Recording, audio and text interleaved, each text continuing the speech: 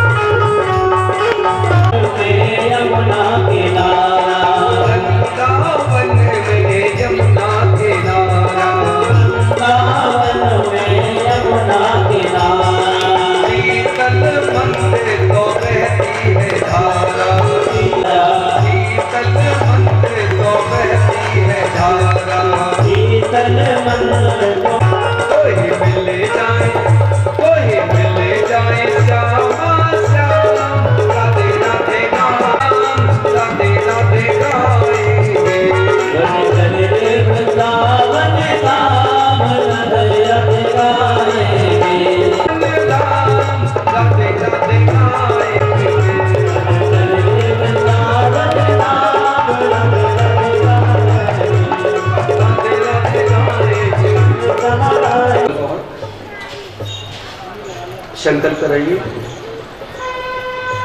ओम विष्णु 3 बार ओम विष्णु विष्णु श्रीमद्भगवतो महापुरुषस्य विष्णुराज्ञावर्तमानस्य श्रीमूर्तिपादे 50 वर्षे प्रथममासे प्रथमदिवसे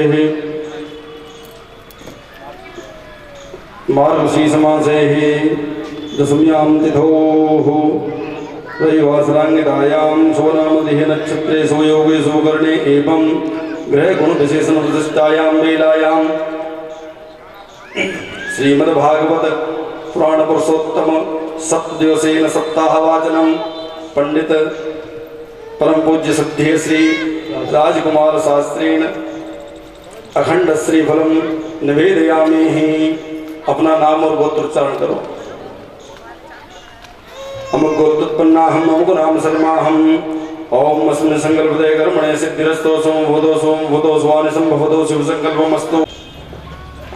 ओम स्वस्ति न इंद्रो वृद्धश्रवाः स्वस्ति न पूषा विश्ववेदाः। परमानंद जी के द्वारा और इसी कड़ी में जुड़ते हुए परम सद्य श्री रामानुजाचार्य जी महाराज के द्वारा नाम से गुप्त दान और पैक लिफाफा।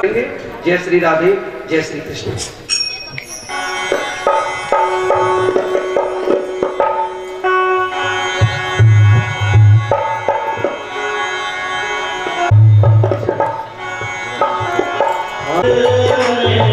बसा कर तो देखो दुनिया से मन को हटा कर तो देखो दुनिया से मन को हटा।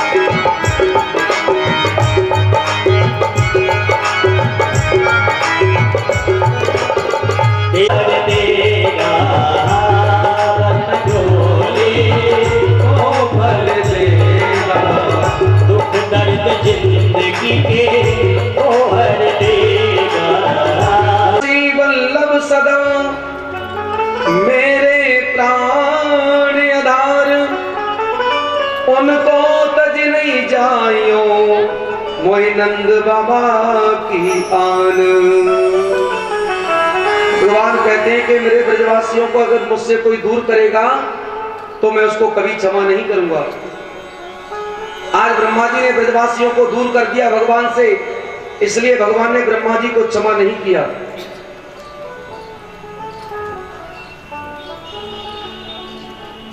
एक बार जंगल में अग्नि लग गई महाराज। दावाग्नि से ब्रजवासियों की ग्वाल वालों की रक्षा की। स्वयं भगवान ने दावाग्नि का पान किया। इन कथाओं के माध्यम से ये शिक्षा मिलती है मेरे भाइयों कि भगवान की लीला के ऊपर कभी अविश्वास नहीं करना चाहिए। भगवान की भक्ति में कभी अविश्वास नहीं आना चाहिए। ब्रह्मा की तरह दावाग्नि का पान किया है। कंस जो है असुरों को भेजता जा रहा है, भगवान मारते चले जा रहे हैं, उनका उद्धार करते चले जा रहे हैं।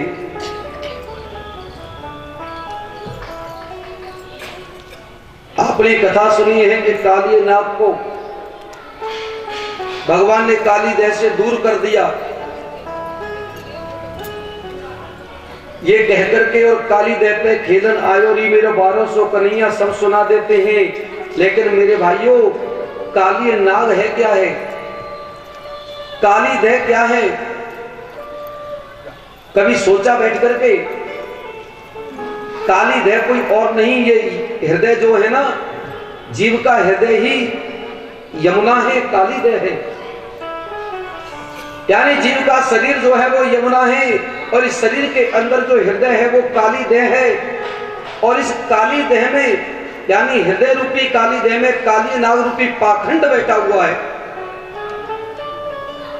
इस काली नाग रूपी पाखंड को मारने के लिए, भगाने के लिए इस हृदय रूपी मंदिर में, इस हृदय रूपी काली देह में भगवान का आह्वान करना पड़ेगा। प्रेम से बोलो जय जय श्री। जब तक भगवान का आह्वान नहीं करोगे मेरे भाइयों, जब तक परमात्मा का आह्वान नहीं करोगे इस हृदय रूपी काली देह में, तब तक पाखंड रूपी काली नाग का उद्धार नहीं कर पाओगे। ये ध्यान रखना। आज काली नाग रूपी पाखंड से काली देह को मुक्त कराया भगवान ने।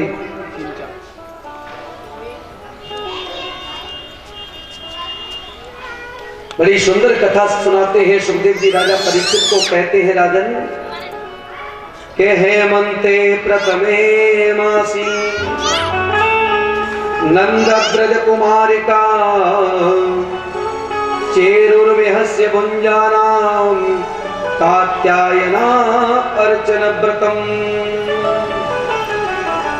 हेमंत मास कहते हैं मार्गशीर्ष के महीने को। ध्यान देना, अब ये कौन सा महीना चल रहा है? मार्गशीर्ष का महीना। मार्गशीर्ष के महीने में नंद ब्रज कुमारिका, नंद बाबा के गांव की कुंवारी कन्याएं क्या करती हैं? 4 बजे ब्रह्म मुहूर्त में जाग करके यमुना में स्नान करती हैं, और स्नान करके मां कात्यायनी की पूजा करती हैं। और मां कात्यायनी से क्या मांगती है? ध्यान दें। हे कात्यायनी महामाई महायोगिनिधीश्वरी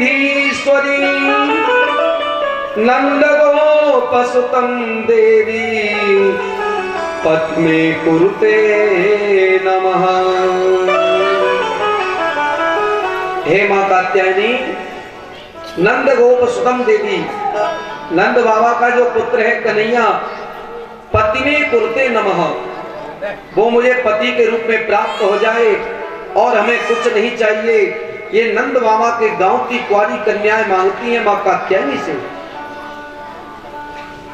जिस बहन को, जिस बच्ची को सुंदर पति चाहिए, अपने अनुरूप चाहिए, वो इस मंत्र का जाप किया करें और मां की कात्यायनी की पूजा किया करें, मां दुर्गा की। उनके अनुरूप उनको पति प्राप्त होता है। लेकिन ये सब करती हैं वो तो ठीक है, लेकिन जो गोपियों की स्नान करने की पद्धति थी वो गलत थी भैया। ऐसा कहते हैं कि यमुना में जाकर के निर्वस्त्र स्नान करती थी। भगवान ने कहा कन्हैया ने कि गोपियों, तुम्हारी जो स्नान करने की पद्धति है वो गलत है। निर्वस्त्र स्नान करने से जल में कुबेर भंडारी का नहीं, वरुण देव का अपमान होता है। इसलिए जल में कभी निर्वस्त्र स्नान नहीं करना चाहिए, वरुण देव का अपमान होता है। गोपियों ने हंस करके टाल दिया, बोले ये कन्हैया तो ऐसे ही बकता रहता है और कुछ नहीं है। भगवान ने कहा ठीक है, अब मैं ही तुम्हें देखूंगा। अगले दिन महाराज सखाओं को लेकर के गोपियों से पहले ही पहुंच गए बंसीवट पर। आज गोपियों ने वस्त्र रख करके जैसे स्नान किया जमुना जी में, महाराज सारे वस्त्रों को लेकर के चढ़ गए कदम के वृक्ष के ऊपर। स्नान करते करते गोपियों का ध्यान गया वस्त्रों की ओर। अरे बहन, वस्त्र कहाँ है, देख तो सही। गोपियां चारों तरफ देखने लगी लेकिन वस्त्र दिखाई नहीं देते हैं। एक गोपी कहने लगी, अरे बहन वो बैठो तो है कन्हैया, अरे हमारे वस्त्र को लेके कदम के वृक्ष के ऊपर चढ़ तो गए हो कन्हैया। एक गोपी कहने लगी, अरे ओ कन्हैया हमारे वस्त्रों को दे दे वरना तेरी मामा कंस से शिकायत कर देंगे, राजा कंस से। इतना सुनकर के भगवान को क्रोध आ गया, बोले वाह गोपी, अरे कंस का तेरा कोई कसम लगे तो बातें शिकायत करेगी, अरे तो वस्त्र चाहिए तो ले जा, है कि हम कब मना कर रहे हैं।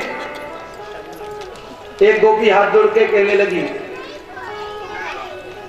कन्हैया हम तो तुम्हारी दासी हैं, आप हमें हमारे वस्त्रों को दे दो। दोनों में कितना फर्क है भाव में। एक कहती है हमारे वस्त्रों को दे दे वरना कंस से शिकायत कर देंगे। ऐसा कहने वाली कन्या किसकी थी? छत्री की। छत्री की वाणी में क्रोध होता है और जो विनती कर रही है, बोले महाराज कोई बात नहीं, गलती हो गई दे दो, वो वैश्य की कन्या थी। और जो विशेष अनुग्रह करती है, बोले महाराज हम तो तुम्हारी दासी हैं, कैसे भी रख लो।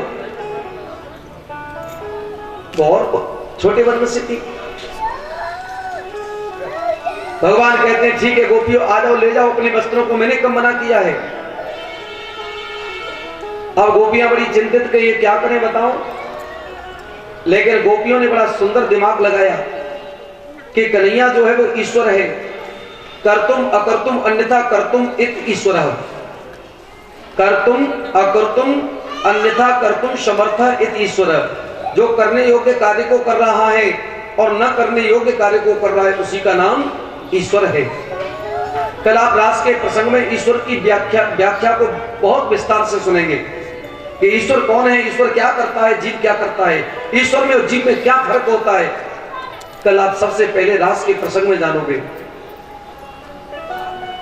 तो गोपियों ने सोचा कि कन्हैया जो है वो ईश्वर है और ईश्वर के घर से जब जीव आता है, मैंने कल बताया था ना, जब ईश्वर के घर से जीव आता है तो संसार में नग्न आता है, और जब ईश्वर के घर जीव जाता है संसार से तो भी नग्न जाता है। मेरे भाइयों, आज गोपियों ने सोचा कि वस्त्र पहने हुए इंसान भी नग्न है भगवान के सामने, और नग्न पुरुष भी वस्त्र पहने हुए है।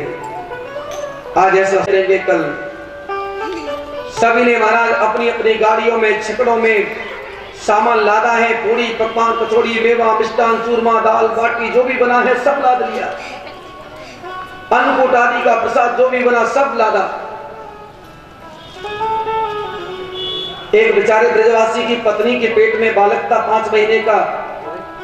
उसने कहा कि देवी तुम्हें 7 कोस की गिरिराज महाराज की परिक्रमा नहीं लगेगी, तुम ऐसा करना यहीं पर रहो और मैं तुम्हारे लिए यही प्रसाद ले आऊंगा।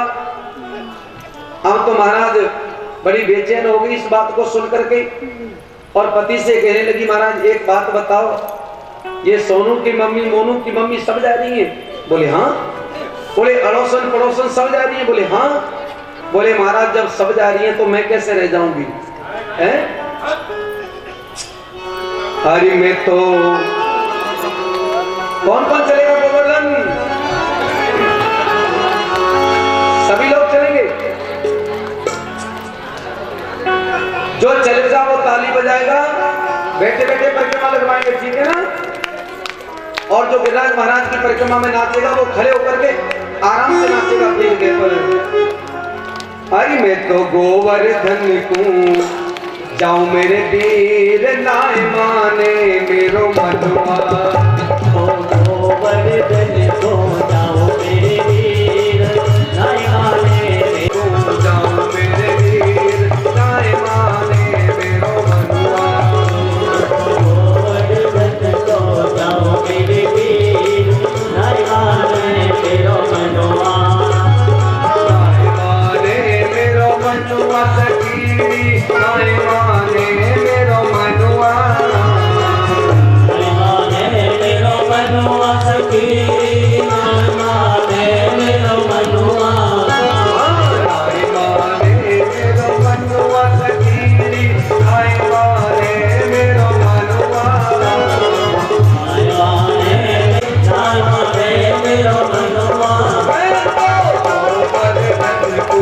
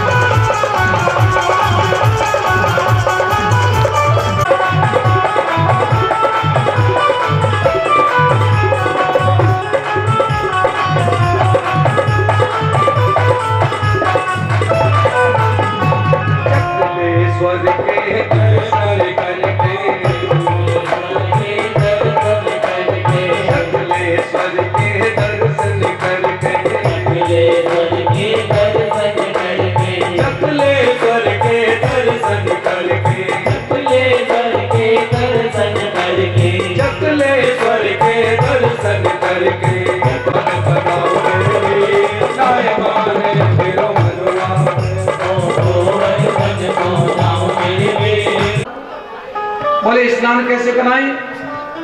बेचारे ब्रजवासी हैंडपंप से पानी लेके आते हैं बाल्टियों में, 1 घंटा हुआ, 2 घंटे हो गए, 2.5 घंटे हो गए स्नान कराते कराते।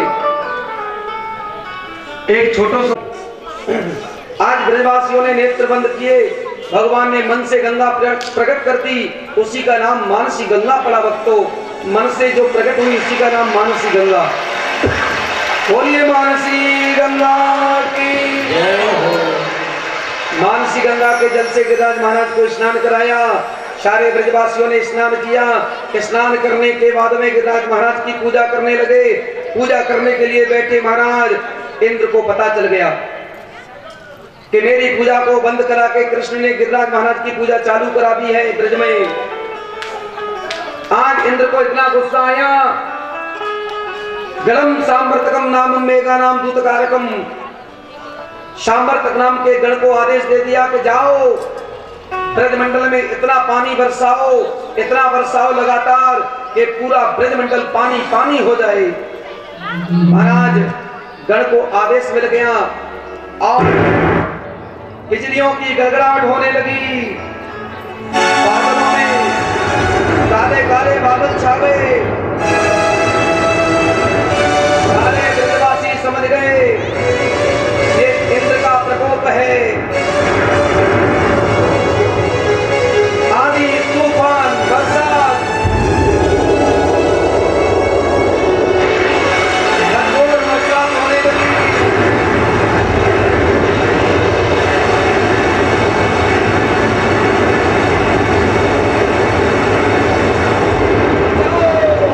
मेरे भगवान ने गिरिराज महाराज को उठा लिया और अपनी कन्या उंगली पे रख लिया, तभी से नाम पड़ गया गिरधारी।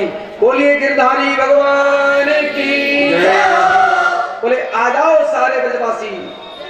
सारे ब्रजवासी गिरिराज महाराज के नीचे बैठ गए। ग्वाल वाल जो है कन्हैया के साथ में लाठी डंडे लेकर के खड़े हैं। 1 दिन हो गया, 2 दिन हो गए, 3 दिन हो गए। 7 कोस के गिरिराज महाराज, 7 वर्ष के कन्हैया और 7 दिन 7 रात्रि पर्यंत लेकर के खड़े रहे। लेकिन जब 4 दिन हो गए कन्हैया को खड़े खड़े, ग्वाल वाल कहने लगे भैया कन्हैया, अरे लाला तू ऐसा करने चाय पानी पी ले और हमारी लाठी पे हम रोक लेंगे या चिंता मत करे। बोले भैया तुम्हारे बस की बात नहीं है। बोले कैसी बात कर रहे हो, या को मतलब ये तू यूं समझ रहे हो कि ये तेरी उंगली पे ही रखो है गिरिराज पर्वत। बोले और क्या, अरे तू यह उंगली निकाल, चिंता मत करे।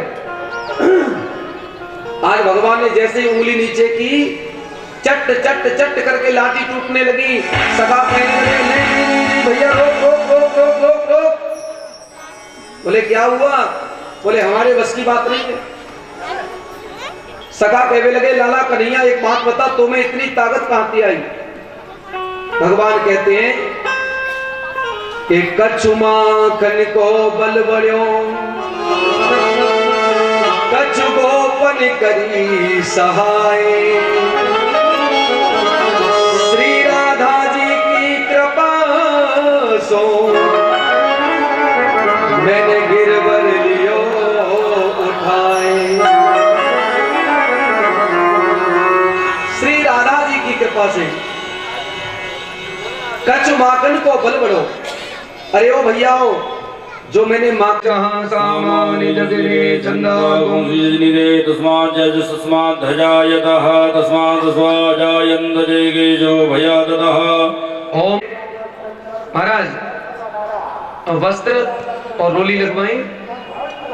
ओम ज्वा ज्वासा परवीतागास कौश्रियान् भवति आयमाना दन्दिरासा कवयुपयन्ति स्वाध्यो मनसा देवयन्तः। ओम गिरि गोवर्धनाय नमः वस्त्रं समर्पय। तिलक करवाएं। ओम सुचक्षा अहमुक्षेभ्यां भूयासग्गोधवच्चा मुखेनां सुसुत्कर्णाभ्यां भूयाशम्मा।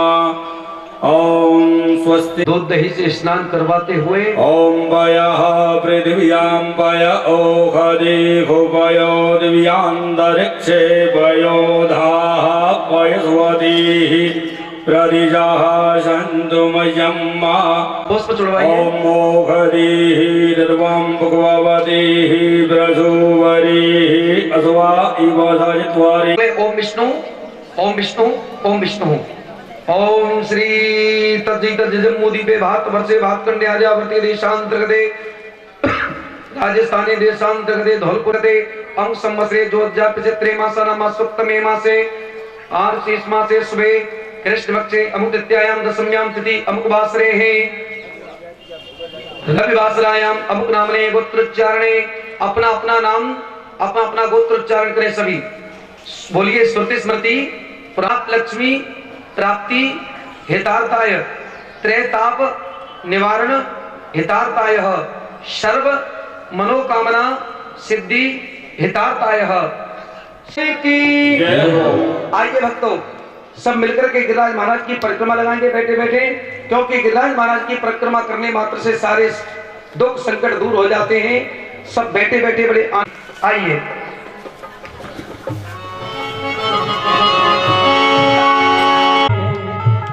हो राधे राधे बोल के और देंगे परिक्रमा डोल के अर्पण करके तन मन धन चलुर चले सब गोवर्धन। अर्पण करके तन मन धन चलुर चले सब गोवर्धन। राधे राधे बोल के। देखिए आराम से मेरा निवेदन है, माताएं आ रही हैं आपके पास में, सभी वही चढ़ाएं, बहुत डिस्टर्ब होता है। आराम आराम से करके 1 2 3 4।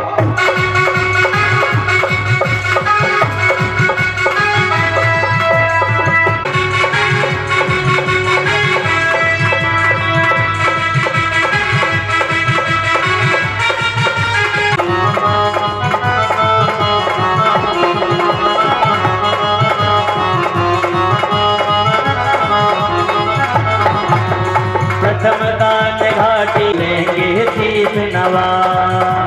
प्रथम दान घाटी पे पहुँचे जा गिरधारी को लेंगे शीश नवा। मन में ननन ब्रह्मा की तैयारी कर सब दान करे ब्रह्मा ढोल के अर्पण करके तन मन धन चलो चले सब गोवर्धन। आरती गाओ प्यारे तुमको मनाओ हे गिरधर तेरी आरती गाओ हे गिरधर तेरी आरती गाओ।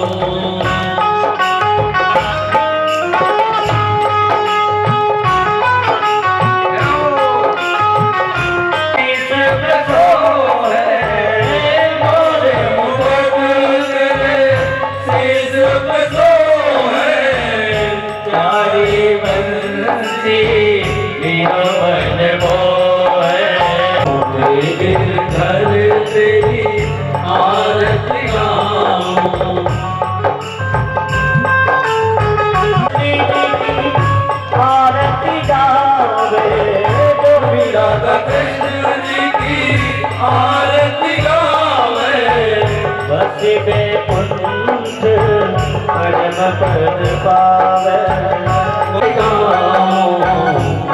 गिरधर तेरी आरती कृष्ण दीवानी मीरा प्रेम दीवानी है तेरी अखियों में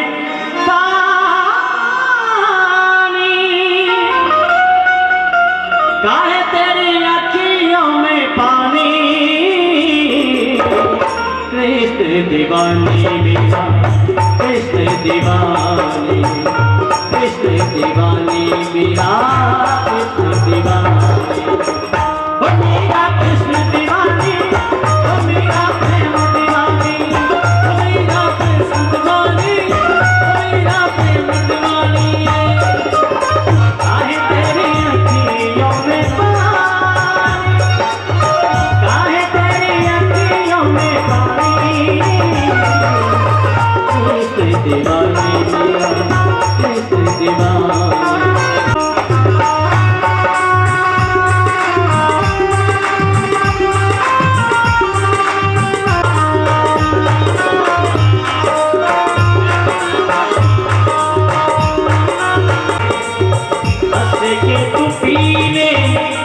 का प्यारा, पापियों को पाप से है तारती, भागवत भगवान की है आरती, पापियों को पाप से है तारती, पापियों को पाप से है तारती। आज मेरे भगवान जो ही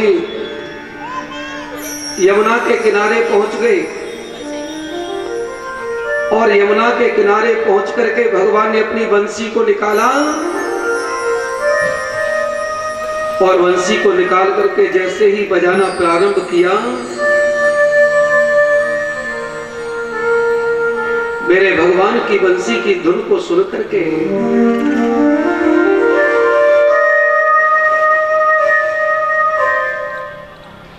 आज ब्रज की गोपियों ने सुनी भगवान की बंसी की धुन, लेकिन आज जिस रात्रि को भगवान ने बंसी को बजाना प्रारंभ किया वो कौन सी रात्रि थी? बोले सरदोद फुल्ल मल्लिका, वो कोई साधारण रात्रि नहीं थी मेरे भाइयों, वो शरद पूर्णिमा की पावन रात्रि थी और कोई 10-12 घंटे की रात्रि नहीं थी। बोले भगवान पिता रात्रि, पिता में कौन है? पिता में ब्रह्मा जी। आज जो वो रात्रि थी वो कोई साधारण रात्रि नहीं थी, पिता में ब्रह्मा की रात्रि का आह्वान किया और वो भी शरद पूर्णिमा की पावन रात्रि। शरद पूर्णिमा की रात्रि में विशेष बात क्या होती है? चंद्रमा आकाश मंडल में पूरा खिला होता है। आज चंद्रमा पूरा निकला हुआ है आकाश में। कदम के वृक्ष के नीचे बैठ करके मेरे प्रभु ने बंसी का बजाना प्रारंभ कर दिया।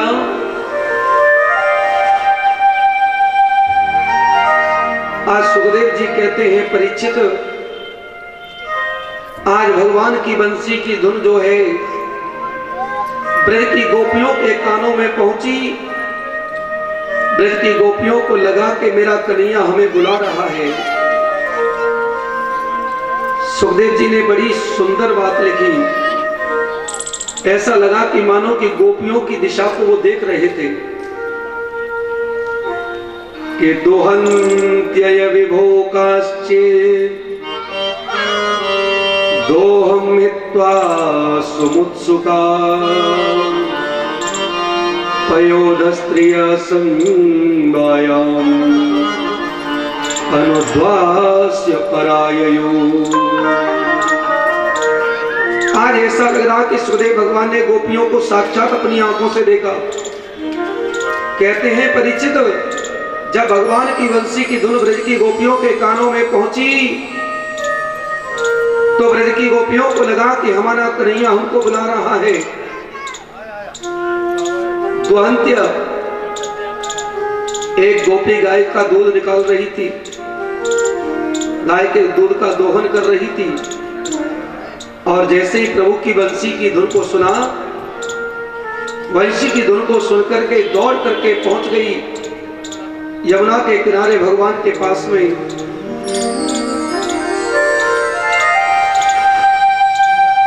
एक गोपी जो है महाराज पाययंत शिशुम पया, अपने बालक को दूध पिला रही थी। आज दूध पिलाते पिलाते भगवान ने की बंसी की धुन को सुना। इस गोपी को लगा कि मेरा प्रभु मुझे पुकार रहा है।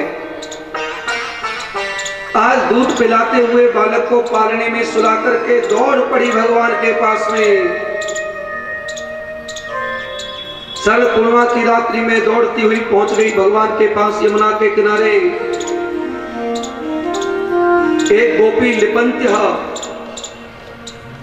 गाय के गोबर से अपने घर में चौका लगा रही थी।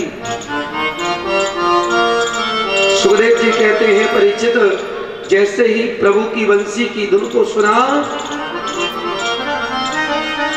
ये अधीर हो गई गोपी और गाय के गोबर से सने हुए हाथों से ही दौड़ पड़ी भगवान के पास में मिलने के लिए।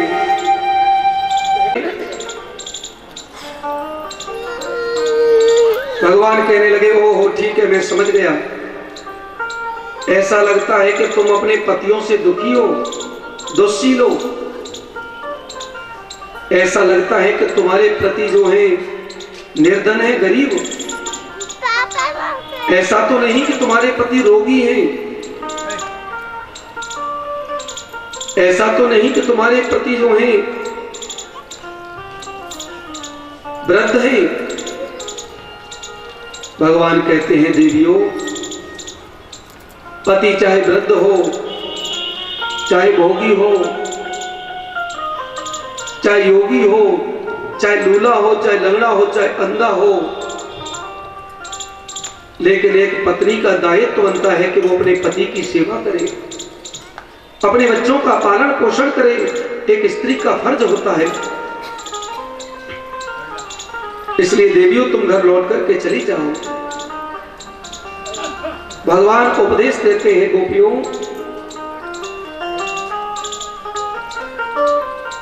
एक पतिव्रता स्त्री थी और उसका नियम था कि अपने पति को सबसे पहले भोजन कराती और भोजन कराने के बाद में अपने पति के चरणों को दबाने बैठ जाती और जब तक अपने पति के चरणों को दबाती तब तक वो मना नहीं कर देते। एक दिन की बात,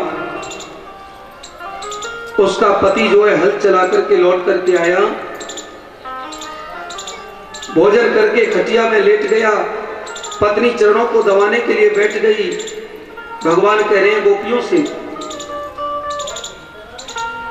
वो चरणों को दबाने लगी तो उसने देखा कि सामने से एक छोटा सा बालक उसका जलते हुए चूल्हे की ओर जा रहा है।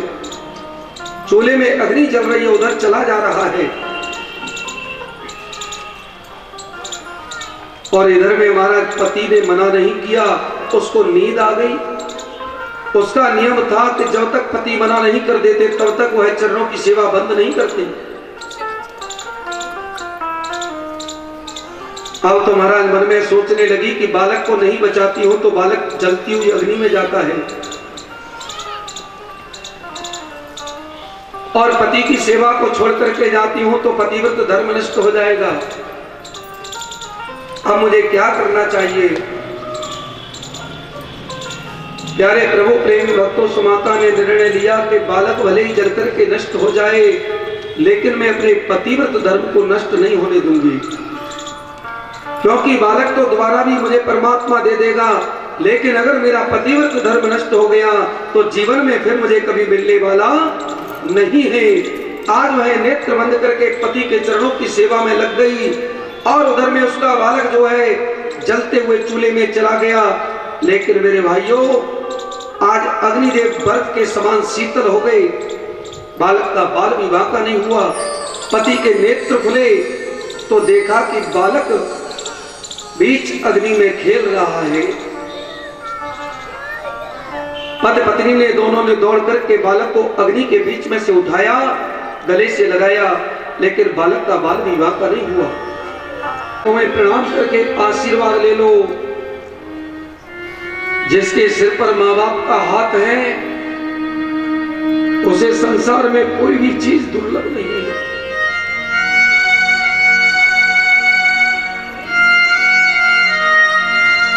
आशीर्वाद से चार चीजें बढ़ती हैं भाइयों। अभिवादनशीलस्य नित्य वृद्धोपसेवनम, चत्वारि तस्य वर्धन्ते आयुर्विद्या यशोबलम। माँ बाप के आशीर्वाद से चार चीजें बढ़ती हैं, आयु, विद्या, यश और बल।